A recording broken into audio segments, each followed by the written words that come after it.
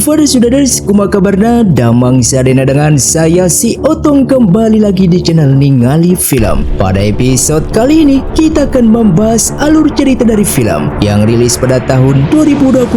Film pun menceritakan seorang pemuda yang harus melawan musuh berkekuatan tingkat tinggi untuk menjaga kotanya yang kini dalam kehancuran. Dan tidak usah berlama-lama lagi, mari kita mulai ceritanya.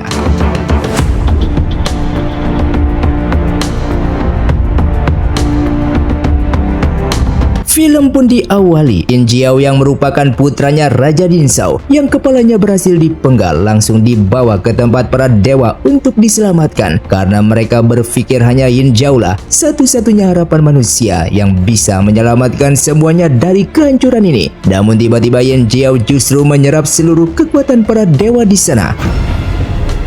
帝，快停止发功！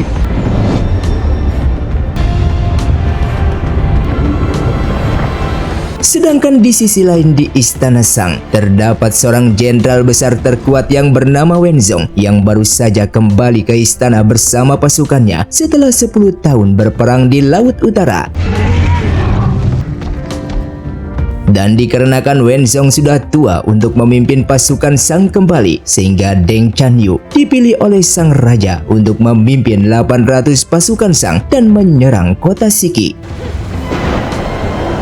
Sementara itu di kota Shiki, terlihat Jiva yang sedang menghadap keduta besar Sang yang bernama Yin Pobai yang terus memastikan apakah Jiva sudah membunuh Raja Yin Shao. Meskipun Jiva sudah yakin kalau ia sudah mengalahkan sang raja, namun Yin Pobai mengungkapkan kalau Raja Yin Shao masih hidup dan pasukannya sedang dalam perjalanan ke kota Shiki untuk melakukan balas dendam. Singkatnya esok hari pun tiba, Jiva dan para prajuritnya yang sedang menyamar sebagai warga untuk membuat jembatan dengan kayu sebagai jalan menuju ke kota Shiki.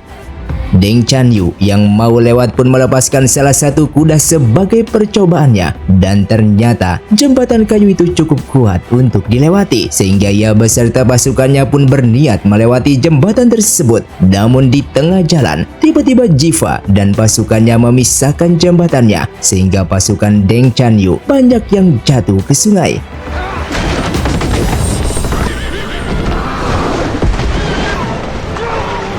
Keempat raksasa pun segera membantu Deng Chanyu serta yang lainnya untuk dibawa ke daratan, sedangkan Jiva dan pasukannya kabur dari sana untuk memancing mereka masuk ke jebakannya.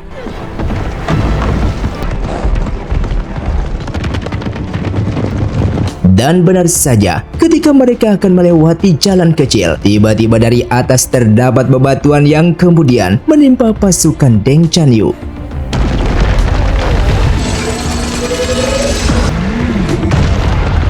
Lalu datang seorang siluman hijau yang bernama Li Zhenxi yang membantu Jiva untuk menyerang pasukan Deng Chanyu.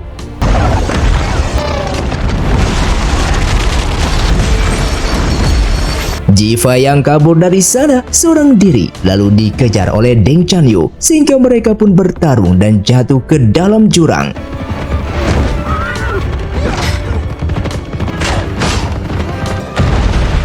Jiva yang sudah terbangun duluan lalu berniat memukul Deng Chanyu dengan menggunakan batu besar. Namun ia mengurungkan niatnya tersebut, dan di saat ia akan mengikat tangannya, tiba-tiba Deng Chanyu sadar dan menyerang balik sehingga Jiva pun pingsan di tempat.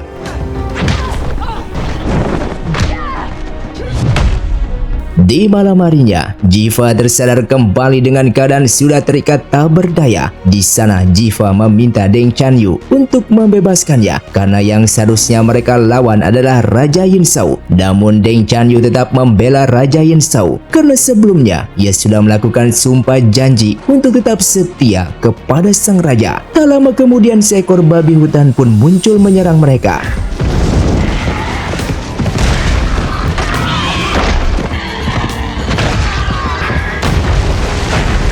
Setelah berhasil membunuh babi tersebut, Jiva bersembunyi di atas pohon sehingga Deng Chanyu pun memilih pergi dari sana. Di tempat lain, terlihat Jiang Xia yang sedang memancing di pinggir sungai. Namun tiba-tiba ia dikagetkan dengan munculnya ratusan gagak hitam milik seorang penyihir jahat untuk membawanya pergi dari sana.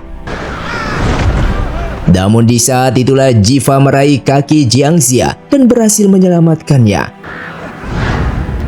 Kemudian Jiva memberitahukannya kalau ayahnya sudah meninggal dunia setelah terjadi pemberontakan sebelumnya. Mereka juga membahas tentang pasukan Shang yang akan menyerang kota Shiki, yang akhirnya membuat Jiva patah semangat karena pasukannya tak sebanyak pasukan musuh, sehingga Jiva pun berniat mengarahkan para warga kota Shiki untuk mengungsi ke gunung, sementara dirinya akan menghadap kepada Raja Yin Shao. Namun Jiang Xia mengungkapkan kalau ia punya rencana, yaitu menyerahkan dirinya sendiri dan pusaka sakti, yang dimana pusaka itu memiliki kekuatan besar yang bisa membuat pemiliknya menjadi abadi. Namun Jiva menolaknya karena pusaka itu tak boleh jatuh ke tangan yang salah, dan tak lama kemudian Li Zhenzi datang untuk menjemput mereka. Di sisi lain, Raja Yin Shao pun terbangun dari mimpi masa lalunya yang buruk dan kemudian langsung ditenangkan oleh Sudaji. Yin Shao lalu melihat tubuh Sudaji yang berlumuran darah, dan ternyata Sudaji menggunakan kekuatannya untuk mentransfer luka dan penyakit Yin Shao ke tubuh dirinya sendiri, dan dalam waktu 49 hari Yin Shao akan pulih kembali, sementara Sudaji akan menjadi semakin lemah dan bisa mengakibatkan kematian. Tak lama kemudian, penyihir jahat yang bernama Shen Gongbao muncul dengan memberitahukan kalau ia baru saja mendapatkan informasi dari burung gagaknya yang mengetahui keberadaan pusaka tersebut yang kini berada di tangan Jiang Xia. Sementara itu Li Zhenzi yang sedang membawa Jiva dan Jiang Xia ke kota Shiki. Di saat itulah warga Shiki sedang berlatih dan bersiap-siap untuk menghadapi pasukan Shang. Jiva pun terlihat kebingungan karena sebelumnya ia menyuruh mereka untuk mengungsi. Namun ternyata mereka menolak karena mereka ingin berjuang melawan musuh bersama Jiva. Di waktu yang sama, Deng Chanyu bersama pasukannya dan keempat raksasanya datang. Kedatangan mereka membuat Jiva menjadi ketakutan karena pasukan Shang jauh lebih kuat dari pasukan Shiki. Akan tetapi Jiang Xia memiliki sebuah rencana, yaitu menyerang barak musuh secara diam-diam di malam hari. Di sisi lain, Raja Yin Shao menemui Wenzong sambil membawa mahkota kerajaan. Di sana Yin Shao menawarkan Wenzong untuk memimpin dinasti Shang asalkan Wenzong mau membantunya untuk mendapatkan pusaka sakti, sehingga Wenzong pun menyetujuinya. Hingga di malam harinya, Li Zhenzi lalu diam-diam menyelinap ke barak pasukan musuh dan berniat mengambil senjata milik salah satu raksasa. Namun tindakannya itu malah membangunkan raksasa tersebut yang menyebabkan keributan sehingga perhatian musuh teralihkan. Sedangkan Jiva dan beberapa pasukannya bersembunyi di dalam gubuk dan mulai memanahi markas musuh dengan anak panah api, sehingga mereka berhasil membunuh salah satu raksasa tersebut.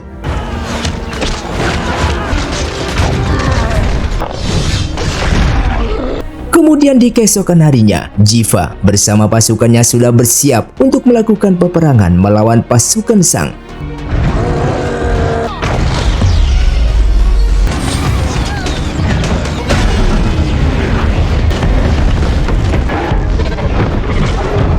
Namun dikarenakan kewalahan, Jiva pun meminta pasukannya untuk mundur dan menutup gerbang kota Shiki.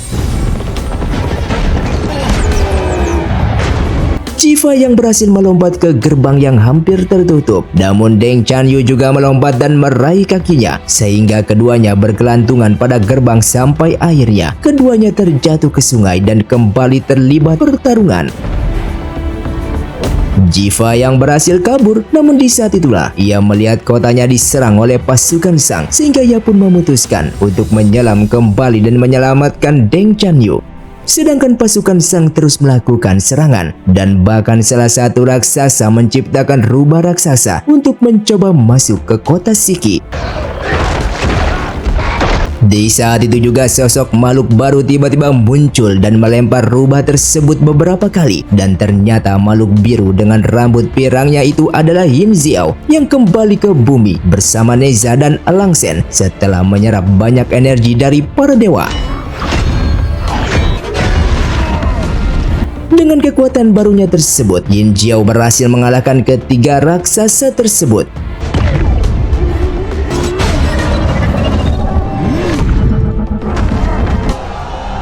Di sisi lain, Jiva yang berhasil menyelamatkan Deng Chanyu, namun Deng Chanyu justru menyerangnya di saat Jiva lengah. 只能拿我的命！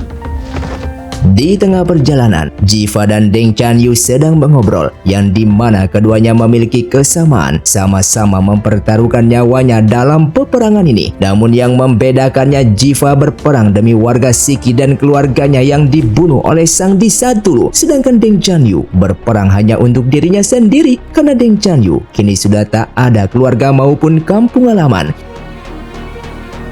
Di tempat lain, tepatnya di Kekaisaran Shang, Yin Zhao sudah membawa 5 gadis cantik yang berniat akan dijadikan sebagai rumah berikutnya bagi siluman rubah. Karena tubuh Sudaji sudah melemah serta banyak luka dan sebentar lagi akan meninggal dunia, Sudaji lalu memilih salah satu gadis yang ia pilih dan merayunya dengan memberinya makanan. Akan tetapi, tiba-tiba gadis itu mimisan sebelum akhirnya pingsan, yang seketika Sudaji pun berusaha untuk mengeluarkan siluman rubah tersebut. Namun beberapa kali percobaan selalu gagal karena tubuhnya Sudaji terlalu lemah.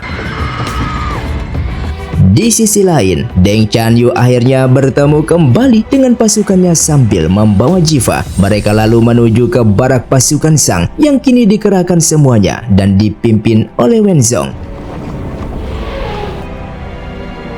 Di saat Jiva dibawa ke Wenzong, ia lalu memohon kepadanya agar menghentikan peperangan tersebut dan sebagai gantinya, Jiva dibawa ke Raja Yin Zhao. Tentunya Wenzong menolak akan tetap melakukan serangan ke kota Shiki, melihat kalau Jiva rela mengorbankan dirinya demi warga Shiki, sehingga Deng Chanyu pun berusaha membela Jiva dan mengatakan kalau pedangnya hanya digunakan untuk membunuh musuhnya, namun tidak akan ia gunakan untuk membunuh warga yang tak bersalah. Mendengar ucapan Deng Chanyu membuat Wenzong murka dan menamparnya. Di malam harinya, saat Jiva sedang di penjara, tiba-tiba ia dibebaskan oleh Deng Chanyu dan keduanya pun kabur dari sana. Namun keduanya dikejar oleh Wenzong yang kemudian mengepung mereka menggunakan api. Untungnya Yin Jiao datang tepat waktu dan membiarkan Jiva serta Deng Chanyu pergi. Sedangkan dirinya tetap tinggal untuk menghadapi Wenzong. Di saat itu Yin Jiao mulai menceritakan keburukan ayahnya tersebut yang tak lain adalah Raja Yin Zhao yang sudah membunuh kaisar kakaknya dan bahkan istrinya yang tak lain adalah ibunya Yin Jiao sendiri. Yin Jiao lalu menyuruh Wenzong agar menemui Raja Yin Zhao dan menyampaikan kalau putranya sudah kembali yang ingin membunuhnya. 你只在乎自己的。 Sementara itu Deng Chanyu membawa Jiva ke kota Shiki, yang pada awalnya Deng Chanyu diusir dari sana karena Deng Chanyu merupakan pasukan Shang. Namun Jiva menghentikannya dan meminta mereka untuk membiarkan Deng Chanyu tetap tinggal di kota Shiki. Jiva， Di saat itu juga, Yin Jiao datang dan merubah tubuhnya ke bentuk semula. Setelah itu Jiva menyerahkan pedang milik Yin Jiao yang masih ia simpan. Namun Yin Jiao malah memberikan pedangnya kepada Jiva karena dengan kekuatan barunya, ia tidak membutuhkan lagi pedang tersebut.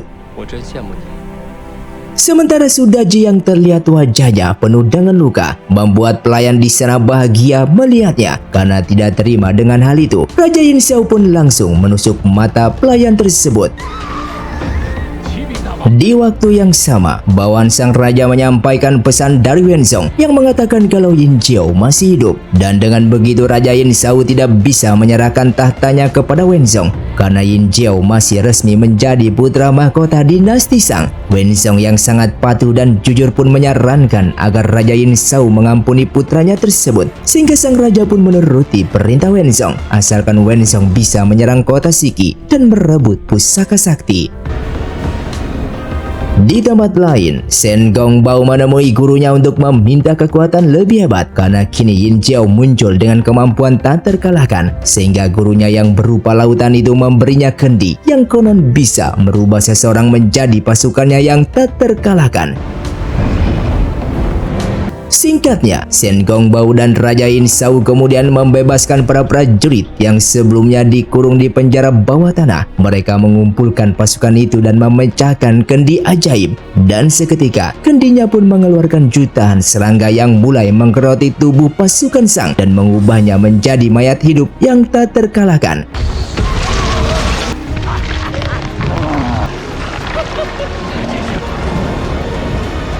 Di malam harinya, warga Siki mengadakan pesta sebagai upacara kembalinya Jiva dan Yin Xiao. Sementara Wenzong terlihat sedang melakukan ritual dengan membagikan ramuan pada pasukannya. Wenzong juga menyerap semua energi cahaya dari bulan maupun bintang.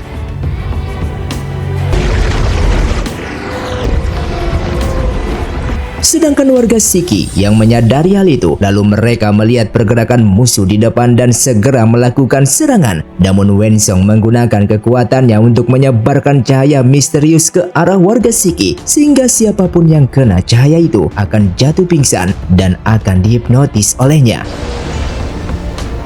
Li Zhenzi kemudian terbang mencari sumber cahaya tersebut dan menemukan beberapa kaca besar yang dipasang oleh Wenzong. Namun kaca itu tak mudah untuk dihancurkan.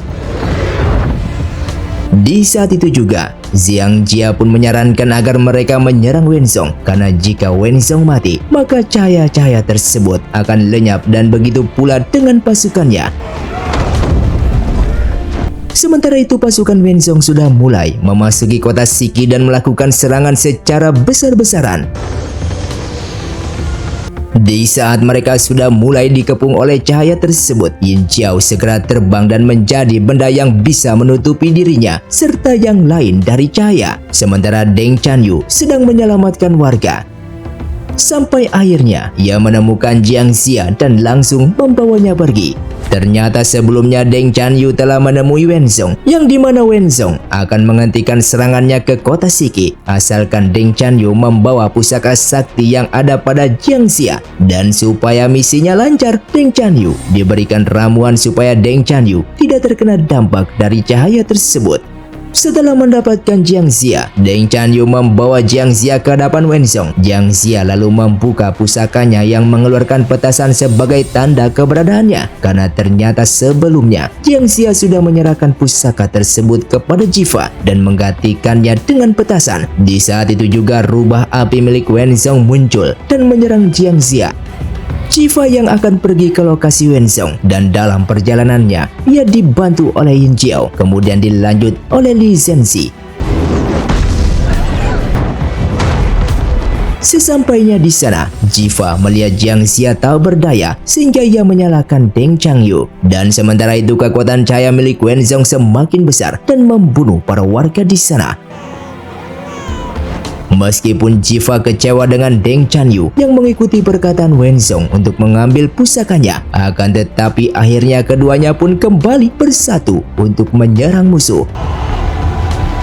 Setelah mengalahkannya, Jiva menyerang Wenzong dengan menggunakan pedangnya. Namun setelah itu, Wenzong memindahkan kekuatan cahayanya ke arah Jiva.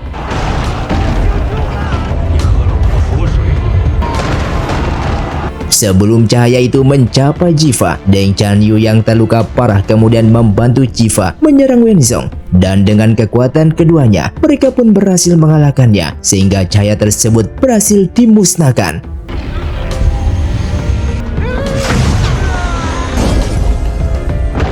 Setelah keberhasilan mereka, semua pasukan Wenzong yang sebelumnya meminum ramuan biru juga lenyap seketika, termasuk Deng Chanyu. Sedangkan di sisi lain, Yin Xiao yang pergi ke istana dan melihat bayangan ibunya yang sedang memainkan kecapi. Dengan perasaan rindu terhadap sang ibu, ia lalu menggunakan kecapi tersebut. Lalu setelah itu, ia pun membalaskan dendam kepada ayahnya sendiri karena sang ibu yang dulu dibunuh olehnya. Namun tindakannya tersebut dihentikan oleh Shen Gangbao yang kini menjadi makhluk yang mengerikan. Di akhir cerita, peperangan pun telah selesai. Terlihat Wenzong menemui Shen Gangbao yang menawarkan sebuah kotak kosong yang nantinya akan digunakan untuk menyimpan kepala Jiva. Namun kedatangan Wenzong ke sana bukan untuk berkolusi dengannya, melainkan ia justru ingin membunuhnya. Akan tetapi Shen Gangbao yang kini sudah memiliki kekuatan yang tanpa batas, ia pun tak mudah untuk dibunuh, yang justru Shen Gangbao membunuh Wenzong. Dan film pun tamat. Terima kasih untuk kalian yang sudah mengikuti dan menonton film ini dari awal hingga akhir. Kalian sangatlah luar biasa. Buat kalian yang mau request film selanjutnya, silahkan komentar di bawah ini. Sampai jumpa di video selanjutnya. Saya pamit orang dari Ningali Film. Saya undur diri dan salam Sundaners.